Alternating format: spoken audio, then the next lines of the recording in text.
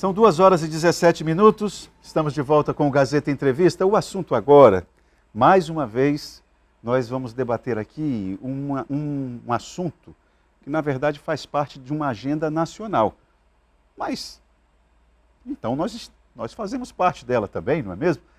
E diz respeito à decisão do Ministério da Fazenda, cumprindo uma promessa de campanha que dá a possibilidade às pessoas que estão endividadas de ficarem com o nome limpo na praça.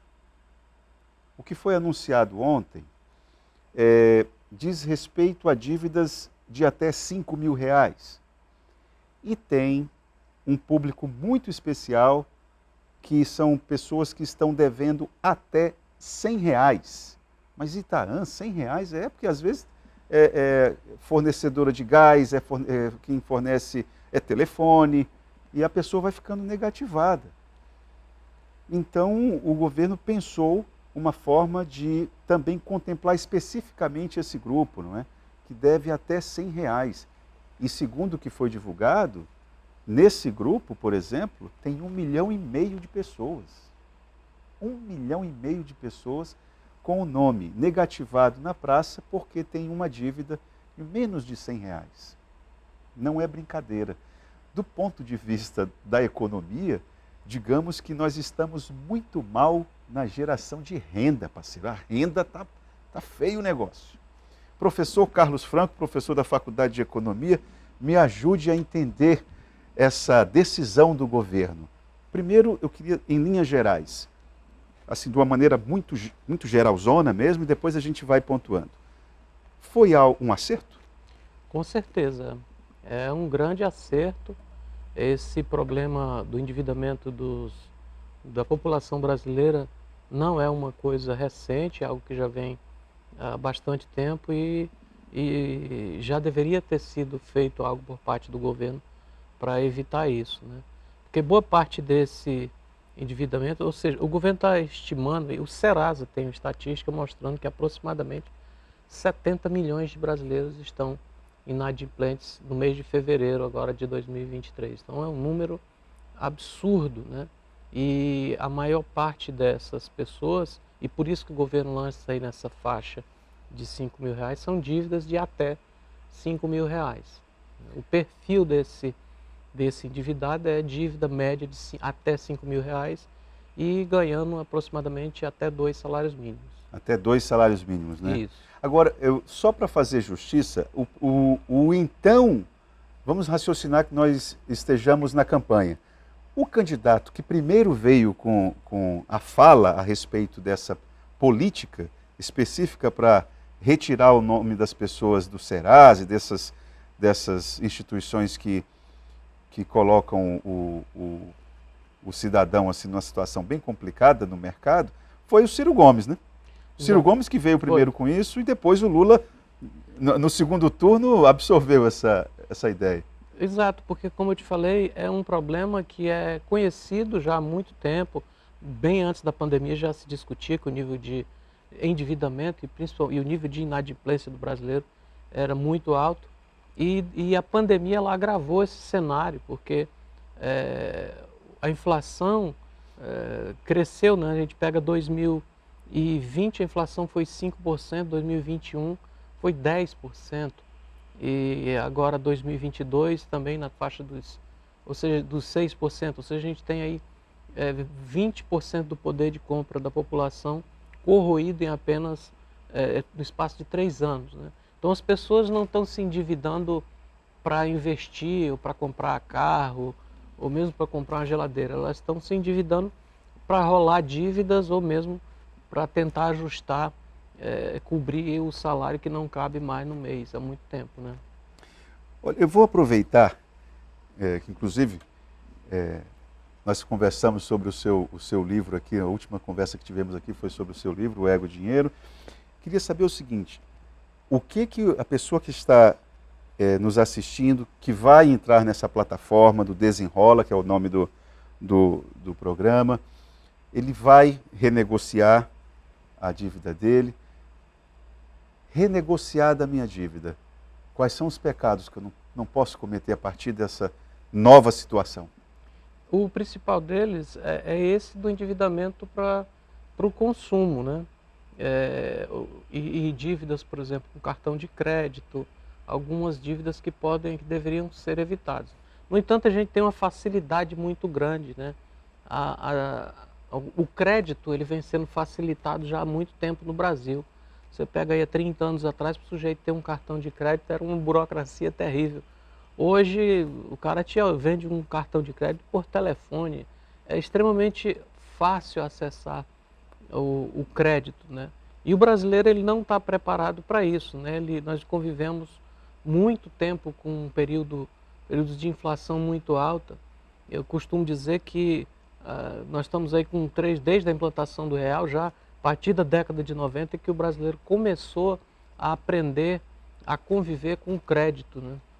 Então é preciso, inclusive o governo está trabalhando o direcionamento para cursos de orientação financeira para essas pessoas, né? Porque precisa sim ter mais consciência, mas como eu te falei, não é só a questão aí de consciência, é de necessidade mesmo. 70 milhões de brasileiros que estão em situação de dívida e muitas vezes, em alguns casos, é até mesmo por falta de conhecimento, dívida de R$ 40, R$ 50, e o cara está negativado.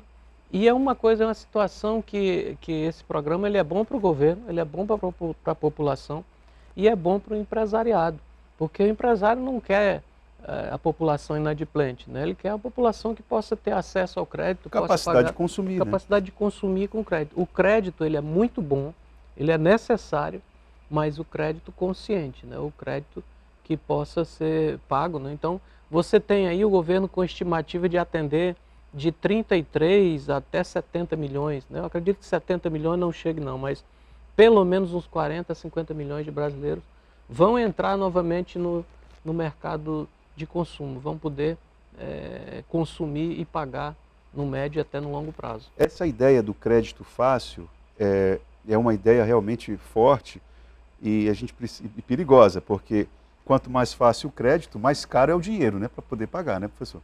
Isso, e hoje nós estamos vivendo uma situação que, além do agravamento por conta da redução do poder de compra do consumidor, o dinheiro está muito caro.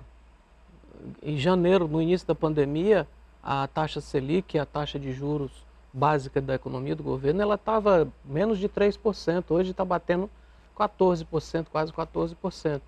Então, as pessoas estão se endividando com um preço caro do dinheiro para cobrir necessidades que, a princípio, não deveriam ser feitas utilizando o crédito, né?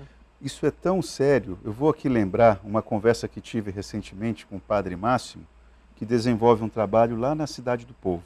Só para a gente ter o entendimento de como que a formação financeira é algo importante. E ele dizia o seguinte: olha, precisa vir alguém aqui para fazer umas orientações básicas, para ensinar as mães como gastar o dinheiro, como não gastar o dinheiro com bobagens. Quer dizer, às vezes a pessoa entra numa ciranda de endividamento por pura falta de manejo, traquejo ali com o dinheiro, professor. Exatamente. E tem situações que a pessoa tem uma dívida e assume outra, né, equilibra momentaneamente o orçamento, mas em vez dele fazer uma boa negociação, ele adquiriu mais uma dívida, né? Você trocar dívida cara por dívida barata, beleza, é uma estratégia muito boa. O problema é você ir acumulando dívidas, né, e somente ir rolando o endividamento, né? Então eu concordo, né, é uma situação que não só essa negociação, mas tem que ter programa de governo mesmo, que envolve a educação lá de base, para os nossos filhos, nossas crianças aprenderem a lidar melhor com o dinheiro, sim. Em relação a essa questão do desenrolo, um aspecto do programa que o senhor acha importante a gente reforçar aqui no programa para que as pessoas possam compreender melhor e a gente ainda não tratou? O principal é esse, de que muita gente está com dívida pequena e que eu trato até no meu livro lá, né? Muita gente perde o controle e deixa para lá, né? Passa a não tomar mais não fazer de conta que não existe, fica endividado e vai empurrando e pronto. Então é observar, aproveitar a situação. Olha bem, você tem dívida, vou dar um exemplo aqui. Uma dívida de R$ 1.000, ela pode ser renegociada em torno de R$ 300 e a pessoa ficar pagando aí 60 parcelas de 9 e pouco. Ou seja, é extremamente vantajoso. Vai ter um leilão, né, em que as instituições vão se apresentar e oferecer as menores taxas possíveis. Eles chamam de leilão reverso, né? Um leilão reverso. O leilão reverso é aquele que a empresa oferece o maior desconto. Isso. Né? E observe aqui, você pega uma instituição financeira que sabe que não vai receber esse dinheiro, porque muitas dessas dívidas são tão pequenas que nem vale a pena um processo, gastaria mais com a parte jurídica com que o recebimento da dívida. E aí quando se somam esses valores, você imagina, a gente está falando aqui de 30 milhões, 33 milhões de pessoas pelo menos devendo até R$ 5.000. Isso concentrado em grandes instituições financeiras, como alguns bancos gigantescos, algumas lojas de departamentos, entendeu?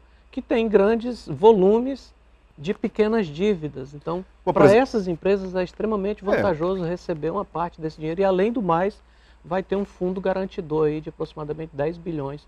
O governo vai bancar, né? Exatamente. De um jeito ou de outro, a empresa vai conseguir ser ressarcida. Exato. Por exemplo, uma loja o camarada está devendo R$ 1.500 para uma loja. Na renegociação ele vai pagar o quê? 600? Dividido em... Exatamente, dividido em 60 vezes com a taxa em torno de, estão estimando em torno de 1,99%. Para quem não já estava dando como perdido, receber 600 está bom, né? E boa parte, algumas dessas dívidas, principalmente dívidas bancárias, dívida com cartão de crédito, é 400% no mínimo ao ano, entendeu? Uma dívida de R$ 1.000, fácil, se transforma em 15 mil, e aí as pessoas entram em desespero, quando eu estou devendo R$ 15.000.